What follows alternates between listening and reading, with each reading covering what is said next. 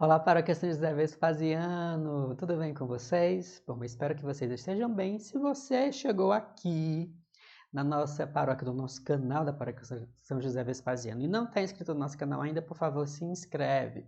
E você que é inscrito ou se tornou inscrito agora, por favor, não esqueça de acionar o sininho da notificação para que você receba todos os nossos conteúdos e, claro, já vai curtindo esse vídeo porque eu tenho certeza que você vai gostar muito do conteúdo que nós temos preparado para hoje. Bom, estamos no mês da missão e vamos falar especificamente hoje sobre o aspecto missionário da Eucaristia.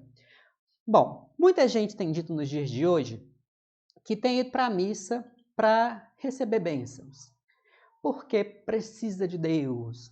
Tudo bem, todos nós precisamos de bênçãos e todos nós precisamos de Deus. Isso é uma grande verdade. O ser humano sem Deus, ele se perde, né? A verdade é essa.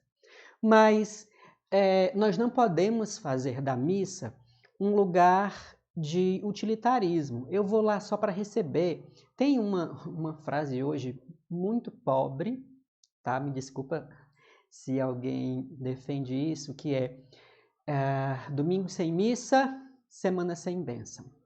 É como se a gente fosse fazer barganha, né? E não é assim, tá? É claro que toda pessoa que vive a Eucaristia, ela recebe uma força. Ela recebe com a palavra e com o pão eucarístico, todos nós, né, recebemos uma força do Espírito para que a gente possa conduzir a nossa semana com sabedoria e graça, claro. Mas nós já somos abençoados por Deus no nosso batismo, com a nossa vida. Então, a missa, ela é o lugar, primeiro, de um encontro pessoal, onde eu vou, sim, receber uma bênção, mas essa bênção não é para mim. Ela não é simplesmente para que eu ganhe o meu céu, mas para que eu assuma um aspecto importantíssimo que está na gênese, está na origem da igreja, que é a missão, né? A missionariedade. Papa Francisco diz que a ação missionária é o paradigma de toda a obra da igreja, ou seja, tudo o que é realizado na igreja é realizado para uma missão. Tudo o que a igreja recebe de Deus, ela recebe para uma missão. E isso, gente, diz respeito principalmente a todos os sacramentos que recebemos, inclusive a Eucaristia. Se nós formos parar para pensar, um sacerdote, a ordem, né, é um sacramento. O sacramento não para ele ser o padre, mas para ele ser pai de muitos. E sendo pai, levar essas pessoas para o céu. Diminuir a distância entre o ser humano e Deus, porque essa é a grande missão dos padres, tá? Dos sacerdotes. O matrimônio também é uma grande missão, que é fazer da sua casa um templo vivo, uma igreja viva de Deus, para que essas pessoas, o seu esposo, a sua esposa e os seus filhos, eles possam também se tornar cristãos e, como cristãos também, sirvam e sigam a Jesus Cristo nos nossos muitos irmãos. Então, todo sacramento, todo batismo, crisma, enfim, todos os demais são para uma missão, tá?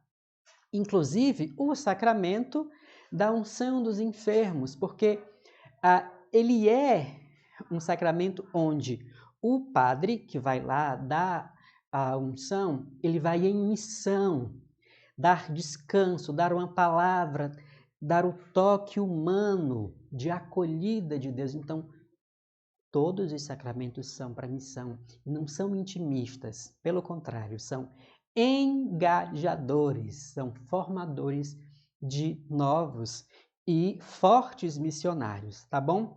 Não estou aqui de forma nenhuma diminuindo o caráter pessoal da Eucaristia, de forma nenhuma, tá?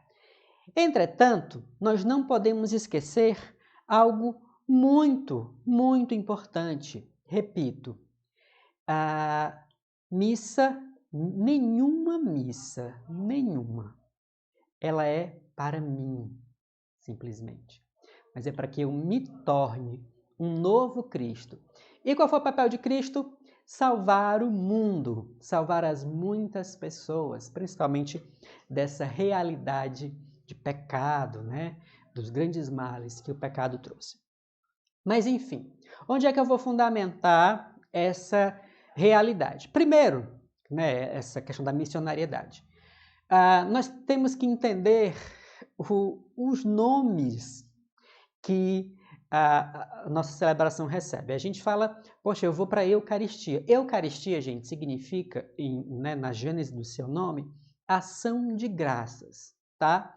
Então, é interessante perceber isso. Você não está recebendo alguma coisa, você só recebendo. Você está dando. A ação de graças é um louvor, é gratidão, tá? É uma oferta nossa para o Senhor. Então, nós, como Cristo que se oferta na Eucaristia, nós também nos ofertamos a Ele. Então, não é só receber, é dar, é louvar, é agradecer por muito do que Deus nos dá.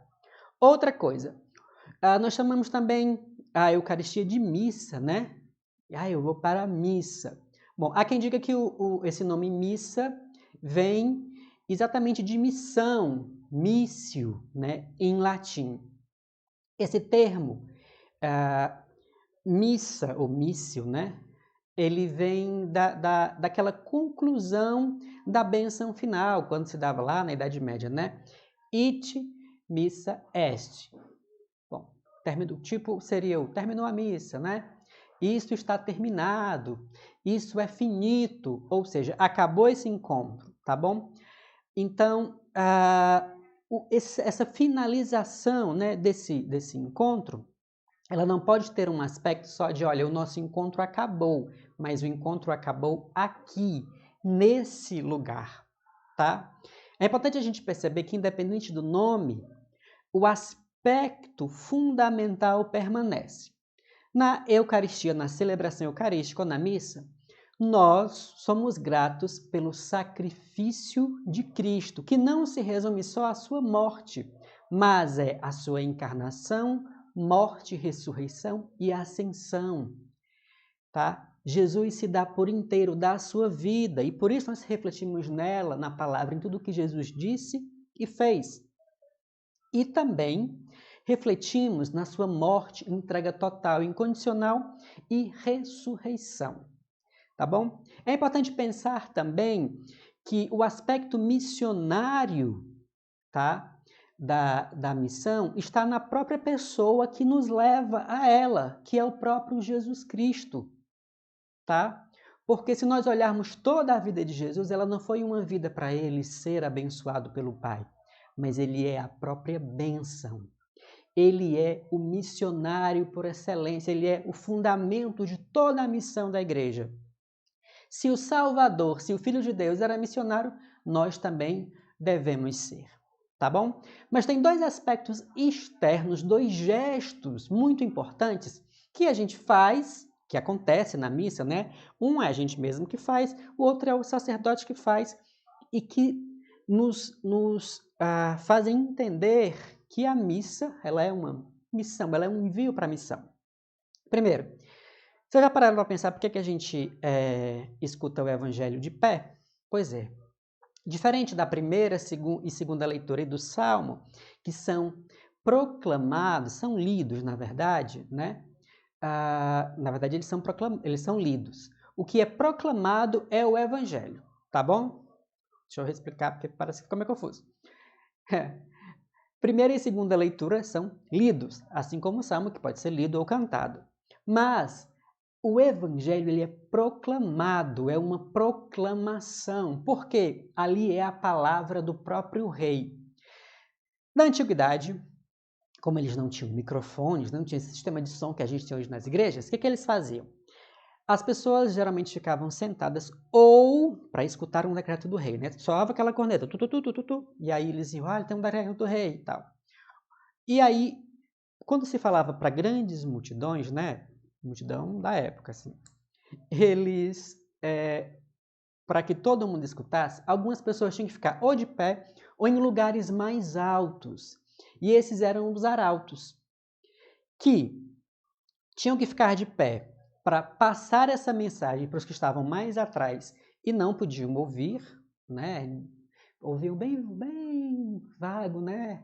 Proclamação do rei. E aí eles iam repetindo, olha, está falando isso, isso, isso. Tá bom? Então, quando nós ficamos de pé, significa que nós somos hoje esses arautos, escutando o rei, apostos para proclamar o que ele está dizendo.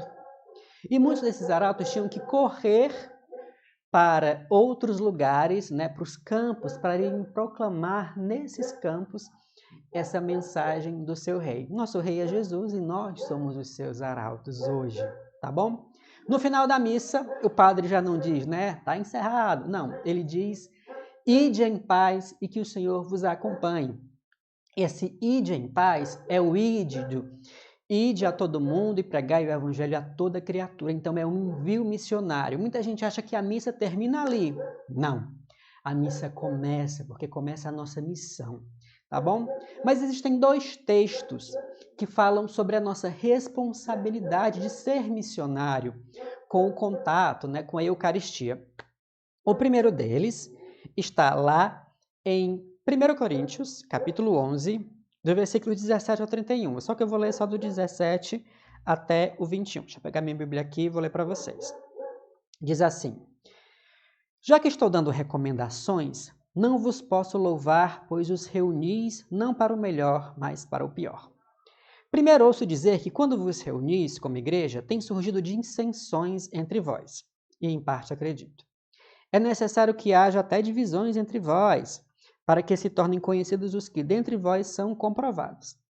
De fato, quando vos reunis, não é para comer a ceia do Senhor, pois cada um se apressa em comer a sua própria ceia, e enquanto um passa fome, outro se embriaga. Não tendes casas para comer e beber? Ou desprezais a igreja de Deus e quereis envergonhar aqueles que nada têm? Que vos direi? Acaso vos louvarei? Nisso não vos louvo. Essa é uma contenda que a comunidade de Coríntios apresentava na época. Muitos iam para a ceia do Senhor, né, para a Eucaristia, e acabavam meio que exagerando, né? Comiam muito e acabavam não deixando dar ceia para as outras pessoas. Pois é. E alguns acabavam se embriagando com o próprio vinho.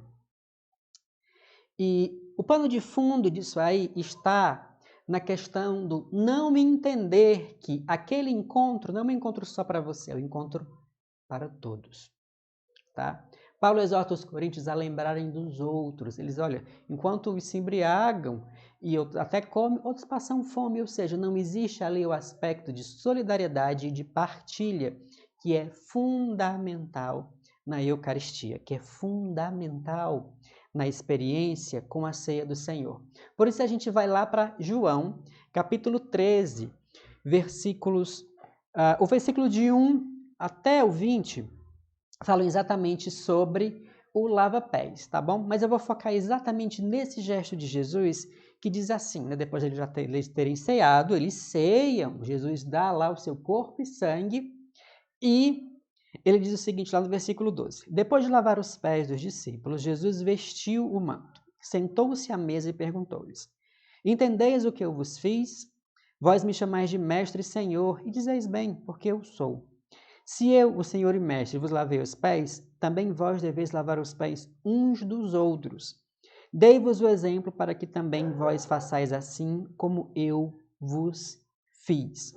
Ou seja, quando João coloca a ceia do Senhor complementada ali pelo gesto de Jesus lavar os pés como uma ordem para todos nós, significa que não basta só comer o pão da Eucaristia, nós temos que ser Eucaristia, porque se aquele que deu o seu corpo e o seu sangue por nós, após essa oferta, a complementa com esse gesto humilde de lembrar do outro, de servir ao outro, de se inclinar para o outro, nós também devemos fazer. E é isso que o próprio Jesus diz. Vós deveis fazer o mesmo. Ou seja, a Eucaristia jamais vai ser um movimento intimista. Ninguém comunga para si, comunga para ser um novo Cristo, para ser Eucaristia viva, para ser oferta viva de amor. Por isso nós, como membros da igreja, precisamos, como dizia São Paulo, ter nos nossos corações os mesmos sentimentos de Cristo. Ele fala lá em Filipenses 2, né? No famoso hino cristológico, falando do esvaziamento de Jesus. Portanto, a Eucaristia jamais, como eu falei, pode ser levada como um movimento do lembrar só de si, de busca da salvação, da sua própria salvação. Eucaristia é movimento de missão, é entrega. Se eu comungo Jesus, eu me torno como ele. Tem uma música muito antiga que diz, né? Comungar é tornar-se um perigo, viemos para incomodar. A presença de Jesus incomoda o mundo, incomoda as trevas, porque ele é luz. E toda luz clarifica e mostra tudo no ambiente. Tudo que é bonito, tudo que é belo, tudo que está, né, em harmonia, mas também mostra tudo aquilo que as trevas escondem, todo o mal, todo o egoísmo. Por isso, ao comungar Jesus, nós nos tornamos como ele, um perigo para as trevas. Por isso, vamos assumir essa questão. Comungar é tornar-se Jesus. Jesus que serve, Jesus que lava os pés.